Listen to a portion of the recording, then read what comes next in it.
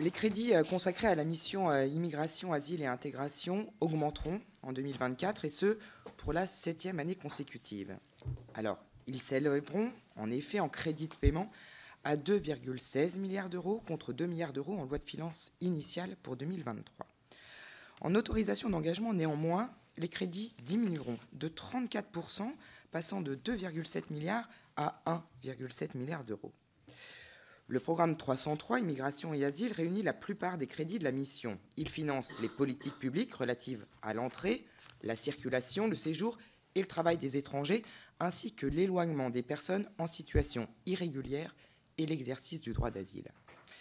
Les crédits diminueront en 2024 de 37,5% en autorisation d'engagement, mais progresseront de 17,7% en crédit de paiement par rapport à la loi de finances initiale pour 2023.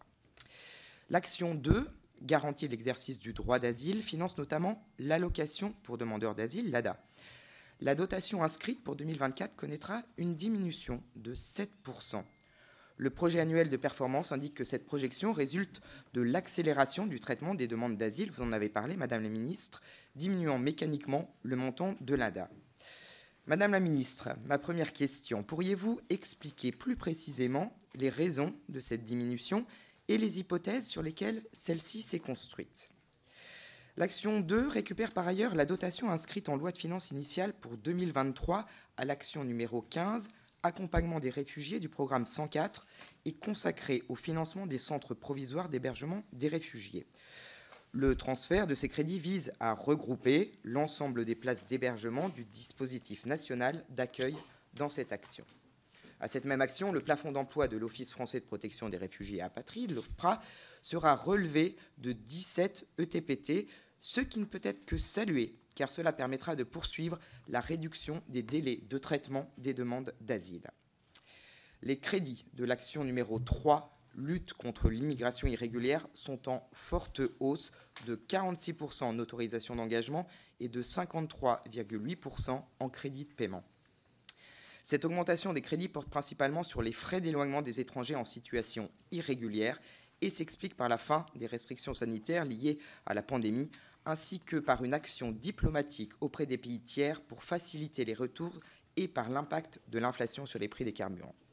S'agissant du second programme, le 104, Intégration et accès à la nationalité française, qui comprend 4 actions relatives à l'intégration des étrangers en situation régulière, les crédits sont en baisse de 20% en autorisation d'engagement et crédit de paiement pour s'établir à 431 millions d'euros.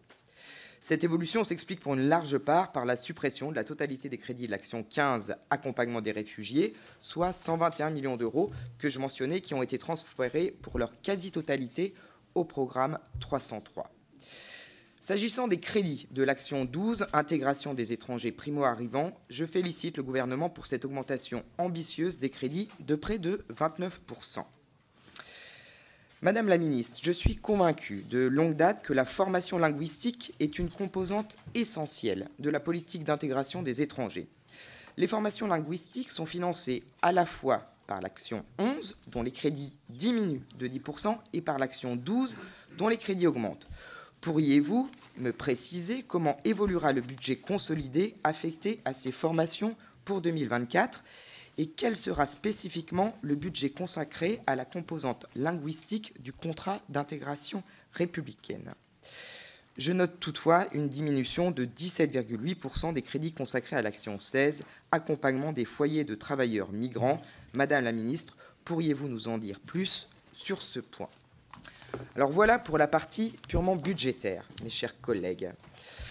Après avoir consacré mon avis de l'an dernier à la procédure de régularisation des étrangers en situation régulière via la mise en œuvre de la circulaire Valls de 2012, j'ai fait le choix cette année de m'intéresser à une des thématiques de lutte contre l'immigration irrégulière. Et plus précisément, j'ai souhaité évaluer le régime juridique des fameuses OQTF, ces obligations de quitter le territoire français, et en particulier 2 axes.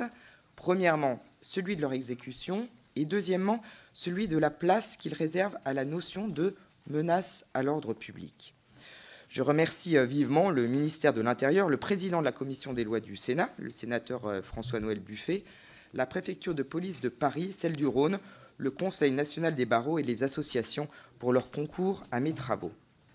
Avant toute chose, mes chers collègues, je souhaite vous faire part de ma principale conviction à l'issue de mes auditions préparatoires.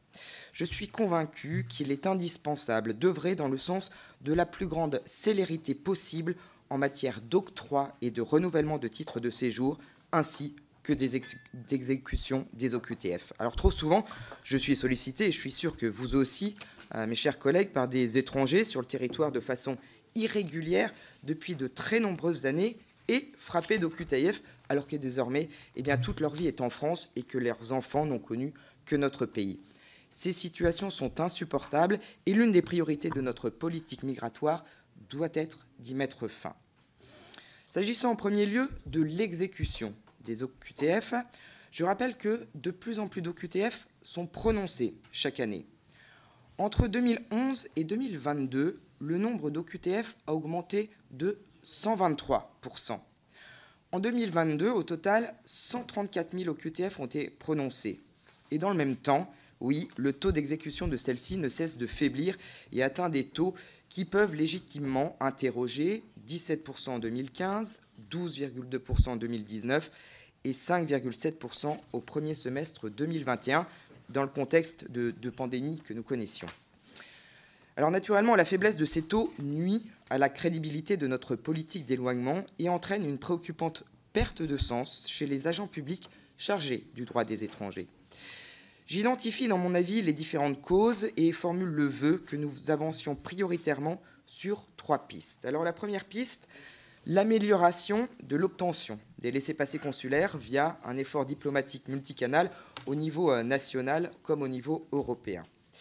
La seconde piste, une meilleure connaissance et un renforcement du recours aux outils juridiques qui existent déjà, par exemple le refus de délai de départ volontaire et l'édiction d'interdiction de retour sur le territoire français. Et la troisième piste, la simplification du contentieux des OQTF en raccourcissant notamment certains délais. S'agissant en second lieu de mon analyse de la prise en compte de la menace à l'ordre public dans le régime juridique des OQTF, je me suis intéressé ici à 3 aspects. Le premier aspect, c'est l'OQTF fondé sur le motif de menace à l'ordre public qui figure à l'article L611-11 du CESEDA et qui représente 7% des OQTF. Le second aspect, c'est la place occupée par l'ordre public dans les OQTF fondés sur d'autres motifs, puisqu'une OQTF peut par exemple officiellement être fondée sur un refus de titre de séjour, mais ce refus peut résulter de la caractérisation d'une menace à l'ordre public. Et le troisième aspect, enfin, la priorisation du placement en centre de rétention administrative des étrangers représentant une menace pour l'ordre public. Je juge cette priorisation tout à fait pertinente et je formule le souhait qu'elle se poursuive et qu'elle s'accompagne naturellement d'un renforcement de la capacité de nos CRA, nos centres de rétention administrative. Je salue en cela la volonté du gouvernement de porter le nombre de places en CRA à 3 000 d'ici 2027. Je pense également souhaitable de renforcer parallèlement le recours à l'assignation à résidence. S'agissant du régime juridique des OQTF à proprement parler et de la prise en compte de l'ordre public, je pense utile, à l'instar de ce qui est proposé dans le futur projet de loi, d'assouplir le régime de protection existant contre les OQTF. Je souhaite laisser à l'autorité administrative et aux juges la possibilité d'apprécier in concreto si un étranger doit faire l'objet d'une OQTF au regard du niveau de menace qu'il représente pour l'ordre public d'une part et de sa situation personnelle et de ses liens avec la France d'autre part. Les protections qui existent aujourd'hui dans le CESEDA constituent un frein parfois trop important et je serai donc attentive aux dispositions du projet de loi à venir relatives à ce point. Je vous remercie pour votre attention.